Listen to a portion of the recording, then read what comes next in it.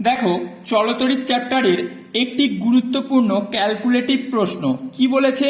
বলেছে R1 এবং R2 দুটি রোধকে একই বিভব প্রভেদে আলাদাভাবে যুক্ত করে দেখা গেল R1 এর মধ্য দিয়ে প্রবাহ মাত্রা R2 এর মধ্য দিয়ে প্রবাহ মাত্রা 6 গুণ। তাহলে R1 ও R2 এর অনুপাত কত? এইটি 2019 সালের মাধ্যমিক পরীক্ষায় কিন্তু এই প্রশ্নটি এসেছিল।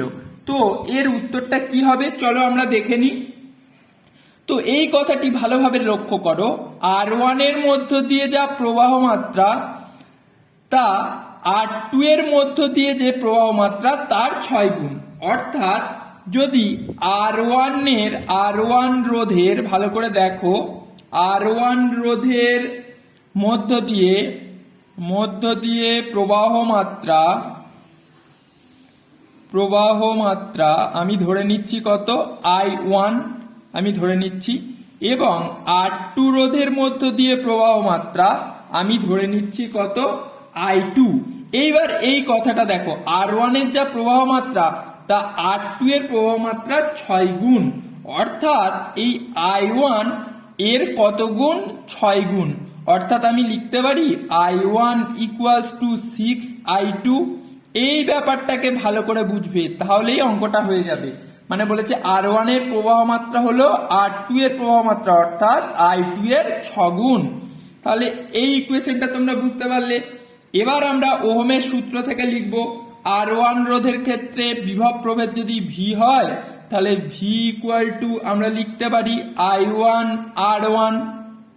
এটাকে 1 নম্বর দিয়ে দাও। এটা কোন রোধের ক্ষেত্রে? R1 রোধের ক্ষেত্রে, R1 রোধের ক্ষেত্রে। এবার আমরা R2 রোধের ক্ষেত্রে বিভব প্রভেদ ভিটা বার করব। কত হবে?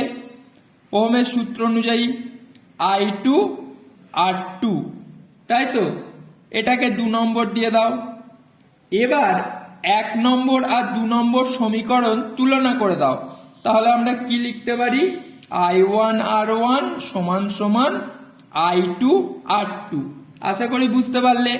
এবার দেখো সিম্পলিফিকেশনটা, R1/R2 = I2/I1। এইটা নিশ্চয়ই তোমরা বুঝতে পারলে।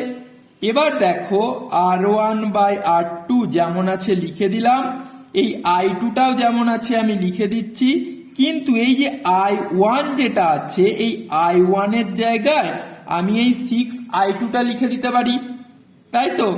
কারণ কি, এর মান R2 এর রোধের মধ্য দিয়ে যে প্রবাহ মাত্রা অর্থাৎ I2 এর 6 গুণ। তাহলে 6I2 আমি লিখে দিলাম। এবার এই I2 ক্যান্সেল হয়ে গেল, সমান কত পড়ে থাকবে? 1/6। অর্থাৎ R1 R2 1:6। আশা করি তোমরা বুঝতে পারলে। খুব গুরুত্বপূর্ণ একটি প্রশ্ন, তো খুব ভালোভাবে দেখো। আর যদি কোথাও বুঝতে অসুবিধা হয়ে থাকে অবশ্যই কমেন্ট বক্সে কমেন্ট করে জানাতে পারো।